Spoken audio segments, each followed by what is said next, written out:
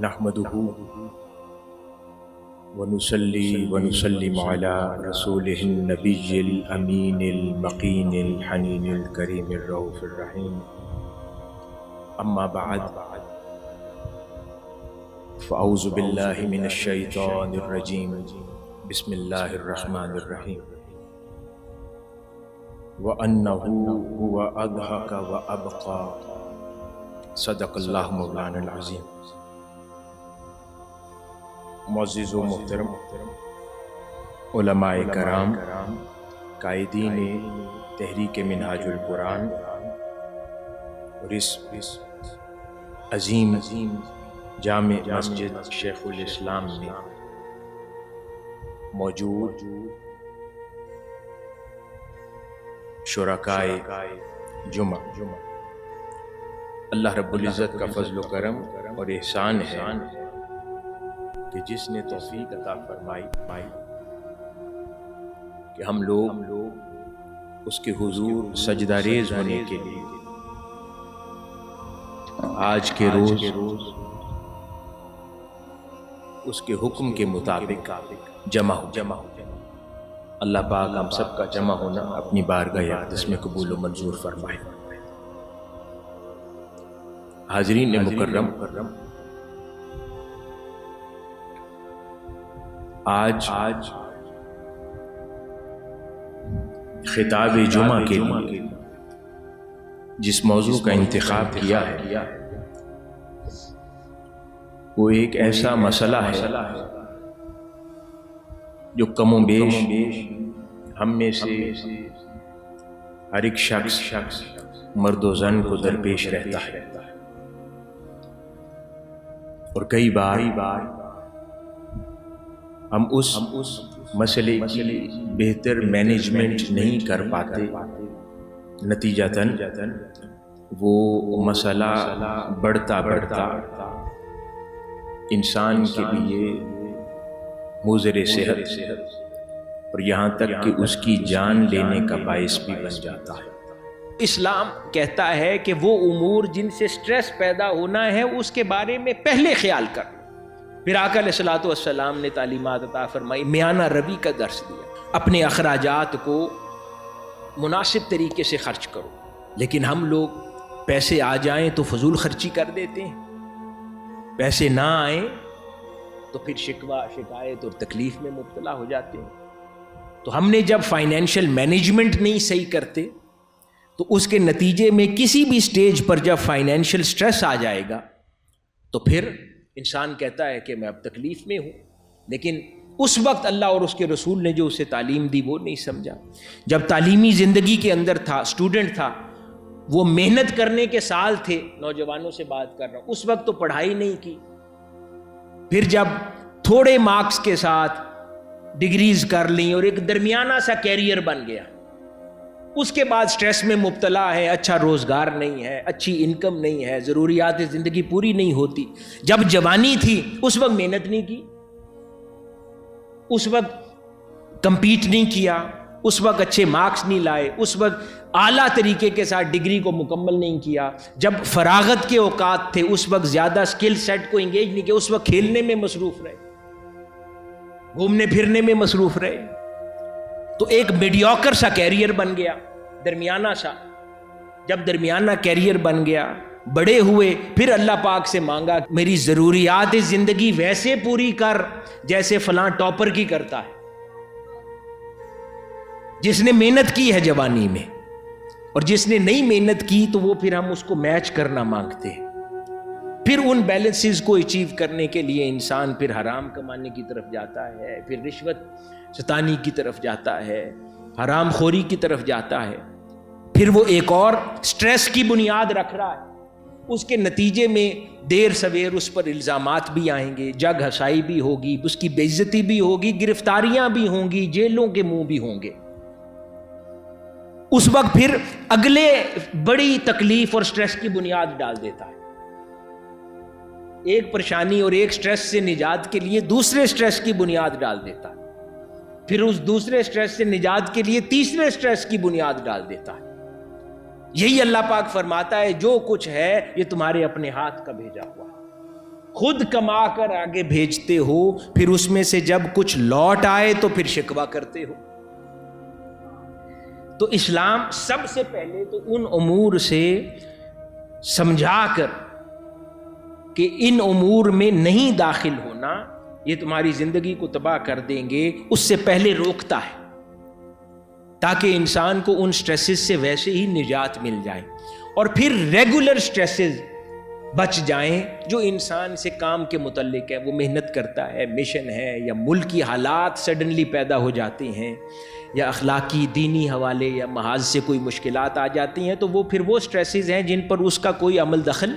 نہیں ہے۔ پھر اس کے لیے وہ 50% آف دا لوڈ بچتا ہے جس کو اس نے ڈیل کرنا ہے، اس کے اپنے ہاتھ کا کمایا ہوا اب نہیں ہے۔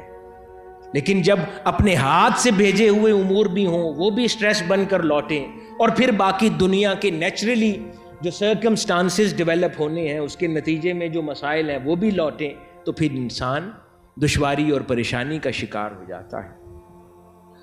اسی طرح گھر میں خواتین کے ہاں یہ بڑا مسئلہ ہے کہ شوہر مشکل سے کماتا ہے لیکن بے دریغ خواتین خرچ کرتے ہیں، پھر ضروریات زندگی کے اوپر پھر جھگڑا ہے، شکوہ ہے۔ اس پر اللہ رب العزت قرآن مجید میں پھر ارشاد فرماتا ہے اور شوہر کو تلقین کر رہا ہے قرآن مجید میں اللہ پاک کہ جتنا تمہیں وسائل اور استطاعت دیا اس کے مطابق خرچ کرو، کسی کے دباؤ یا پریشر میں آ کر ضرورت سے زیادہ قرض لے کر ایسے اخراجات نہ کر لو جس کی وجہ سے پھر ایک اور سٹریس میں مبتلا ہو۔ تو ایک بیلنس آف لائف اچیو کیا جائے تاکہ انسان اپنے چادر کے مطابق ایک زندگی گزارے اور اسی پر اپنی اولاد اور گھر والوں کو بھی ٹرینڈ کرے۔ تو یہ بیسک امور ہیں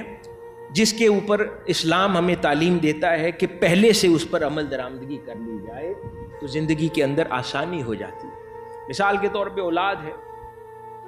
سیدنا عمر فاروق رضی اللہ تعالیٰ عنہ کے پاس ایک والد شکایت لے کر آ گیا کہ یہ بیٹا میرا ادب نہیں کرتا، میرا گستاخ ہے، میرے ساتھ بد کلامی کرتا ہے، اونچا بولتا ہے اور تکلیف دیتا ہے۔ سیدنا عمر فاروق رضی اللہ تعالیٰ عنہ نے بیٹے سے پوچھا کہ تم ایسا باپ کے ساتھ کیا کرتے ہو؟ تو اس بیٹے نے سیدنا عمر فاروق رضی اللہ تعالیٰ عنہ سے عرض کیا کہ اے امیر المومنین، ذرا میرے والد سے پوچھیں کہ جن اچھی خصوصیات کا آج مجھ سے تقاضا کر رہا ہے، اس نے یہ سکھانے میں بچپن پہ وقت کتنا صرف کیا مجھے، آج مجھ سے جو مانگتا ہے کیا اس نے بچپن میں مجھے دیا، یہ سکھایا مجھے؟ سیدنا عمر فاروق نے اس کے والد کی طرف چہرہ کر لیا اور پوچھا کہ بتاؤ کہ یہ جو تم اس سے کہتے ہو کہ شستہ کلامی کرے، تم نے سکھایا بچپن میں شستہ کلام کرنا؟ اس نے کہا نہیں۔ بیٹے نے کہا اس سے پوچھو میرے لیے ماں کون سی لایا تھا جو خود نماز نہیں پڑھتی تھی، دیندار نہیں تھی، پرہیزگار نہیں تھی اور جادو ٹونے کرنے والی تھی؟ اس بچے نے کہا تو اس ماں کے بطن سے مجھے پیدا کر کے آج عزت کہاں سے مانگتا ہے مجھ سے؟ سیدنا عمر فاروق رضی اللہ تعالیٰ عنہ نے کہا کہ یہ صحیح کہتا ہے۔ اس سے کہا کہ میرے والد سے پوچھیں اس نے میرا نام کیا رکھا، اس نام میں کوئی دین کی برکت یا نسبت ہے؟ آج یہ بڑی غور طلب بات ہے، اپنے بچوں کے جب گھروں میں بچے پیدا ہوتے ہیں نا، آج عجیب عجیب نام ڈھونڈ کر لاتے ہیں ہم، یونیک نام جس کا معنی ہی کئی بار بیہودہ معنی ہے، کئی بار کوئی خاص معنی نہیں ہے، اور ایٹ لیسٹ آج کل کے رکھے گئے ناموں میں ان میں کوئی مبارک نسبت نہیں ہوتی۔ اپنے دل کو تسلی دینے کے لیے قرآن مجید کے صیغوں پہ نام رکھ لیتے اور کہتے ہیں کہ یہ قرآن مجید سے لفظ لیا ہے، لیکن ان کا ربط نہیں ہے، ان کا کوئی معنی نہیں ہے، ان کی کوئی نسبت نہیں ہے۔ جبکہ آقا علیہ الصلوۃ والسلام نے ارشاد فرمایا کہ یہ اولاد کے حقوق میں سے ہے کہ ان کو اچھا نام دیا جائے۔ اس وجہ سے کیوں اہل بیت اطہار کے مبارک اسماء پر نام رکھے جاتے ہیں، صحابہ کرام کے ناموں پر رکھے جاتے ہیں، بزرگان دین کے ناموں پر، کیونکہ مبارک نام کی بھی تاثیر ہوتی ہے۔ صرف نام ہی کافی نہیں رہتا، اس کے ساتھ تربیت اور دیگر امور بھی ضروری ہیں، لیکن بہر صورت مبارک نسبت پر رکھا ہوا نام بھی کچھ نہ کچھ کردار لازماً ادا کرتا ہے۔ تو انہوں نے پوچھا کہ میرے والد سے پوچھیں کہ اپنی ذمہ داریاں یہ ادا کی تھی جس پر آج تقاضا کرتے؟ اس نے کہا میں یہ ادا نہیں کر سکا۔ سیدنا عمر فاروق رضی اللہ تعالیٰ عنہ نے فرمایا کہ پھر یہ الگ بات ہے کہ یہ بیٹا تمہارا پھر بھی گناہگار ہے، کیونکہ ایڈلٹ ہے، یہ پھر بھی گناہگار ہے اگر یہ تمہارا ادب نہیں کرتا اور گستاخ ہے۔ اللہ رب العزت کے حضور جواب دہ ہے، لیکن تم نے اپنا حق ادا نہیں کیا، تمہارا تقاضا نہیں بنتا۔ اس کو اپنے حصے کا گناہ ملے گا لیکن تمہارا تقاضا نہیں بنتا، تم نے اپنے حصے کی تربیت بچے کی نہیں کی۔ اس کے نتیجے میں سٹریسز آتے ہیں تو انسان ان سٹریسز کا خود ذمہ دار ہو جاتا ہے۔ اب جب انسان ان سٹریسز میں مبتلا ہو چکا، اب قرآن مجید ہمیں کیا تعلیم دے رہا ہے کہ کیا کیا جائے؟ اس کے لیے جیسے وہ ڈاکٹرز نے میڈیٹیشن سجیسٹ کی، اللہ رب العزت نے اسلام کی اصل میں اور بنیاد میں 5 وقت مراقبہ رکھ دیا ہے، اور میڈیٹیشن رکھی ہے جو نماز ہے۔ میڈیٹیشن کیوں؟ کہ تمام سٹریسز کو ذہنوں سے نکال دیں اور صرف اللہ رب العزت کی طرف اپنے فوکس کو پختہ کر لیں، ہر خیال سے اپنے ذہن کو خالی کر کے یکسوئی کے ساتھ کچھ وقت ذہن کو کسی ایسی بارگاہ میں لگا لیں کہ جہاں سے صرف خیر ملتی ہے، سٹریس نہیں ملتا۔ تو وہ اللہ رب العزت کی ذات ہے، وہ تاجدار کائنات حضرت محمد مصطفیٰ صلی اللہ علیہ وآلہ وسلم کی ذات بابرکات ہے، وہ شیخ کی بارگاہ ہے کہ جہاں سے صرف محبت، برکت، شفقت اور خیر ہے، نور ہے، تکلیف، سٹریس، پریشانی نہیں ہے۔ تو مراقبہ یہ ہے۔ تو نماز سے بڑھ کر مراقبہ کیا ہے کہ جہاں پر اللہ رب العزت کہتا ہے کہ دن میں 5 مرتبہ جب پھر تمہارا دل بوجھل ہو جائے، ذہن بوجھل ہو جائے، دنیا کی تکلیف و مشکلات سے ذہن بھر جائے، تو میرے حضور آ گیا کرو، کچھ دیر 5-7 منٹ کا مراقبہ کر لیا کرو، نماز پڑھا کرو، آنکھیں بند کر کے، ہر کسی سے کٹ کے، بے نیاز ہو کر، ہر خیال سے اپنے ذہن کو آزاد کر کے میرے حضور آ گیا کرو، میری طرف اپنی توجہ مبذول کر لیا کرو، اپنی نگاہوں کو میرے عرش کی طرف جما لیا کرو، میرے نور کا اپنی آنکھوں سے مشاہدہ کیا کرو، اور پھر مجھ سے ہم کلام ہو جایا کرو، پھر میرے قرآن سے میری تلاوت کیا کرو، کلام پڑھا کرو، میری صورتیں پڑھا کرو، میرا ذکر کیا کرو، اور مجھے یاد کرتے رہا کرو، اور ہر یاد بھلا دو۔ یہ تمہارا سٹریس ختم کرے گی۔ یعنی اللہ پاک کو پتا تھا انسان خطا کار ہے، اس نے ہر لمحہ سٹریس میں رہنا ہے، تو اللہ پاک نے سٹریس کا علاج دیا ہے۔ اس نماز کو سٹریس ریلیونگ ایکسرسائز کے طور پر بھی اگر کر لیا کریں تو اس سے بہتر کوئی شے نہیں ہے۔ یکسوئی کے ساتھ اگر نماز میں بھی پھر کاروبار کی ٹینشن ہی ذہن میں رہنی ہے کہ اب جا کر میں نے فلاں بندے سے ڈیل کرنی ہے، یہ سودا ادھورا چھوڑ کر آیا ہوں، اب نماز سے فارغ ہو کر یہ کرنا ہے، فلاں سے میں نے پیسے لینے ہیں، تو پھر وہ نماز سٹریس ریلیونگ نہیں بنے گی۔ اس کے برعکس ہر شے کو پیچھے چھوڑ دیا۔ جب نماز میں داخل ہو گئے تو دارالامان میں داخل ہو گئے کہ اب یہاں امان ہے، یہاں پر امان ہے۔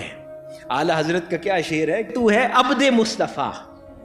تو حضور کا بندہ ہے، تیرے لیے امان ہے، تیرے لیے ان غموں سے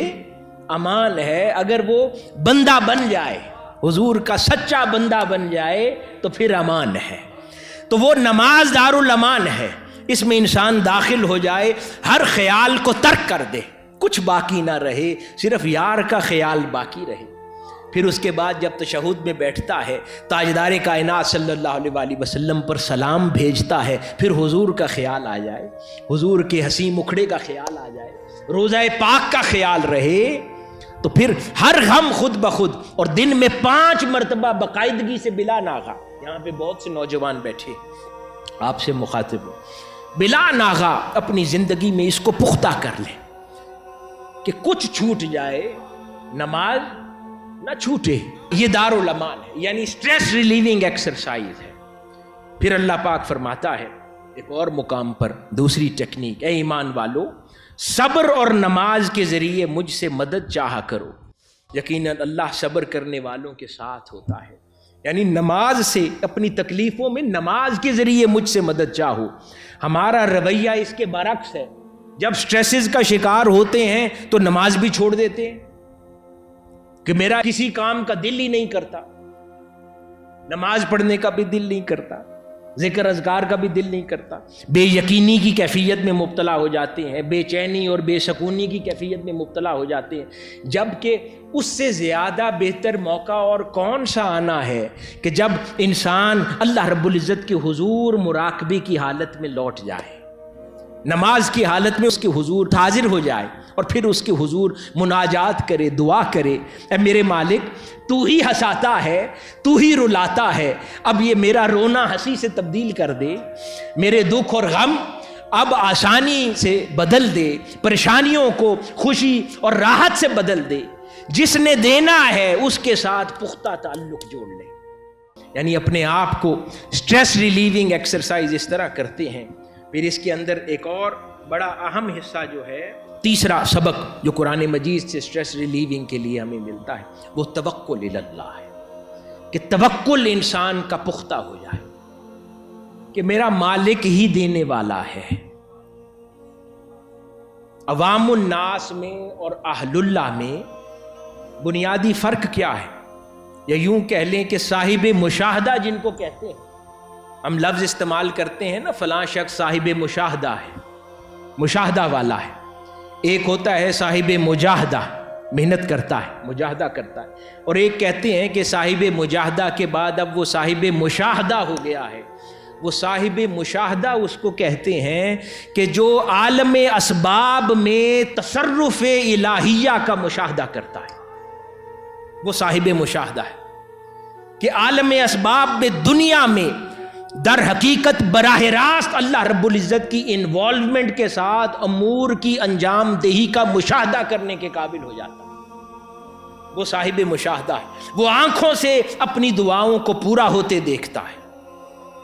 وہ آنکھوں سے اس کے لیے اللہ رب العزت شر کو خیر سے کیسے تبدیل کرتا ہے اس منظر کو دیکھتا ہے، وہ آنکھوں سے ہر کی گئی سازش کو اس کے لیے گلزار بنتے دیکھتا ہے، وہ مشاہدہ کرتا ہے، اور ہر عمل کی انجام دہی میں اسے اللہ رب العزت کا ہاتھ کار فرما نظر آتا ہے۔ یعنی اس کی نگاہ میں اب ہوتا ہے، اب وہ دنیا کے اسباب پر اس کی نگاہ نہیں رہتی، اس کے لیے جب کچھ پہنچتا ہے اس کے پیچھے اللہ رب العزت کی ذات کو کار فرما دیتا ہے کہ یہ میرے مولا کا امر تھا اس لیے ایسا ہوا،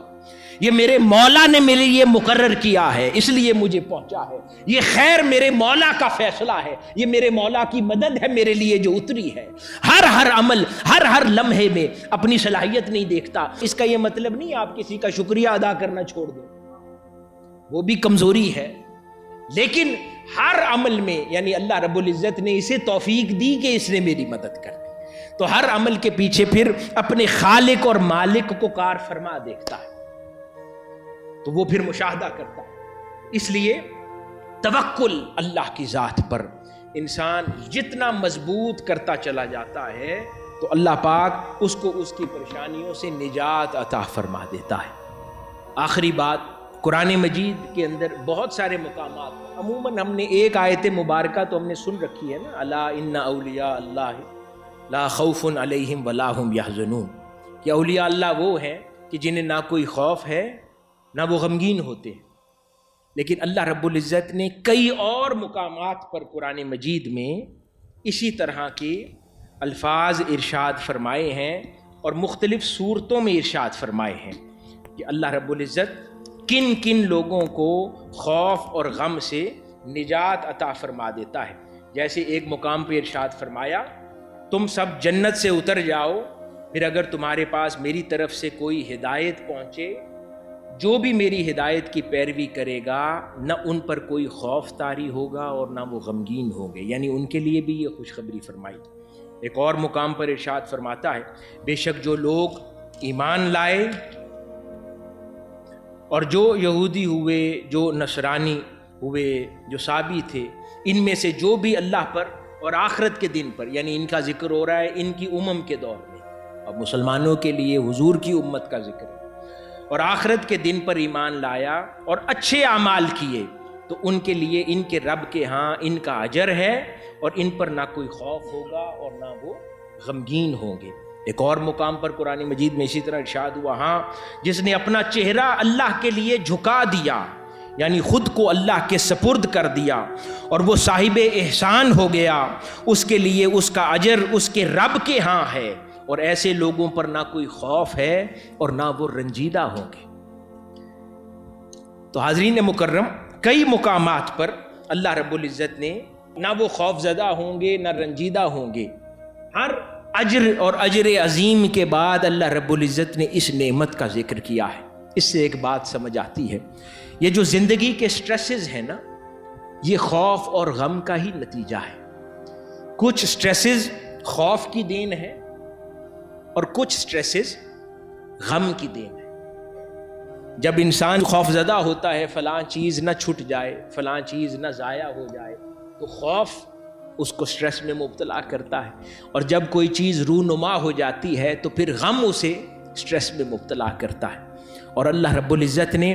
اعمال صالحہ کرنے والے، اس پر ایمان لانے والے، اس کی طرف اپنے چہرے کر لینے والے، اللہ کی ذات کی طرف متوجہ ہو جانے والے، اللہ کے حضور پیش ہو جانے والے، اس سے محبت کرنے والے، ان تمام لوگوں کو خوشخبری اللہ پاک نے سنائی ہے کہ جب میں تجھ سے راضی ہو جاؤں گا تو پھر میں تجھے نعمت عظیم دوں گا۔ اور اس دنیا میں حاضرین مکرم، نعمت عظیم در حقیقت خوف اور غم سے نجات ہے۔ آخرت کی نعمتیں جنت ہے، آخرت کی نعمت دیدار الہیہ ہے، آخرت کی نعمت جنت الفردوس ہے، آخرت کی نعمت حور و قصور ہے، آخرت کی نعمت باغات جنت ہے، آخرت کی نعمت جنت کی نہریں ہیں، حسین مناظر ہیں، اللہ رب العزت کی قربت ہے، صحبت ہے، آقا علیہ الصلوۃ والسلام کی بارگاہ میں وہاں بیٹھ کر محافل ہے، دیدار مصطفی سے سیراب ہونا آخرت کی نعمتوں میں سے ہے۔ لیکن اگر کوئی پوچھے کہ دنیا میں اللہ رب العزت نے کسی پر احسان عظیم کرنا ہو اس کی زندگی میں، تو سب سے بڑی نعمت کسی سے راضی ہو کر وہ کیا دیتا ہے؟ تو سب سے بڑی نعمت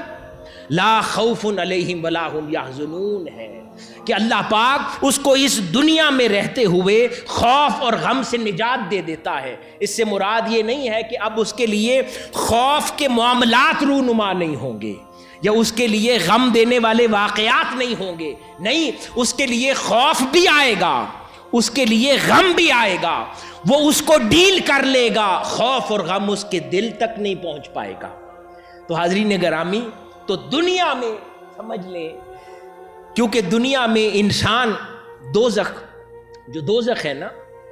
دوزخ کا ایک پارشل منظر، جزوی حصہ دوزخ کا انسان کی ذہنی دباؤ ہے۔ جو اس دنیا میں ڈپریشن ہے، ذہنی دباؤ ہے، ذہنی اذیت ہے، فرسٹریشن ہے، یہ دوزخ کا پارشل سا منظر ہے جو اس کو دنیا میں دیا جاتا ہے۔ اور اس سے نجات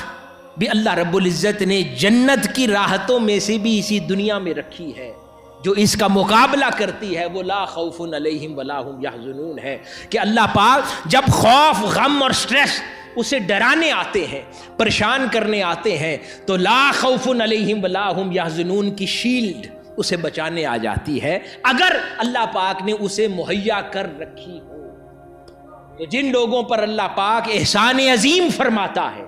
ان کو لا خوف علیہم ولا ہم یحزنون کا تحفہ عطا فرما دیتا ہے، پھر وہ سٹریسز سے آزاد ہو جاتے ہیں۔ لیکن اس کے لیے سفر، نماز ہے، دعا ہے، ایمان ہے، توکل اللہ ہے، للہیت ہے، اور پھر دنیا کے اندر وہ تمام ہدایت کے امور جو اللہ اور اس کے رسول صلی اللہ علیہ وآلہ وسلم نے ہمیں عطا فرمائے ہیں، ان پر پختگی کے ساتھ عمل پیرا ہو جانا ہے، کہ یہاں تک کہ بذریعہ استقامت اللہ پاک اس کو لا خوف علیہم ولا ہم یحزنون کا تحفہ عطا فرما دے، اور وہ اس دنیا میں رہتے ہوئے بھی بے نیاز ہو جائے اور ان غموں سے آزاد ہو جائے۔ اللہ پاک ہمارے حال پر لطف و کرم فرمائے، جو باتیں ہم نے کی ہیں، اور توفیق عطا فرمائے کہ ہم صحیح معنوں میں اپنی زندگی کو جنت کا منظر بنا لیں۔ والسلام وما علینا الا البلاغ۔